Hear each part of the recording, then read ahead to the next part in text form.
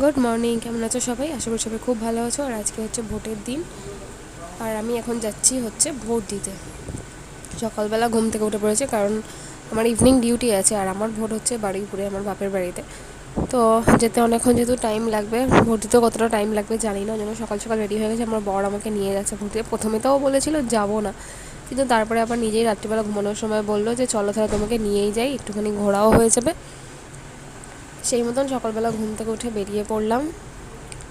আর রাস্তাঘাট আজকে এত ফাঁকা ছিল, মানে বাইকে করে যেতে ভীষণ ভালো লাগছিলো।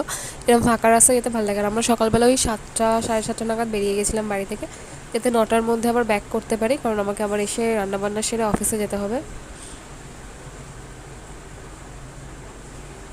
তারপরে কি রাস্তার এই সুন্দর প্রাকৃতিক রূপ দেখতে দেখতে আমরা পৌঁছে গেলাম।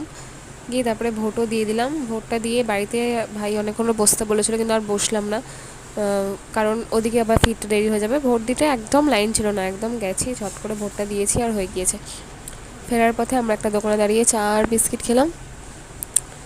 চা বিস্কিট খেয়ে বাড়ি চলে আসলাম। বাড়ি এসে খেলাম একটুখানি মুসলি, কারণ ব্রেকফাস্ট কিছু করা হয়নি, ঝপ করে ওটাই খেলাম। তো রান্না আজকে আমাকে আর করতে হয়নি, যে শাশুড়ি মাই রান্না করেছে, আমি পুজো দিয়ে দিয়েছি। এদিকে দেখো কী কী রান্না হয়েছে: ভাত, ডাল, বেগুন ভাজা হয়েছে, আর ছোলার ডাল হয়েছিল, আর হচ্ছে কাঁচকলার কোপ্তা।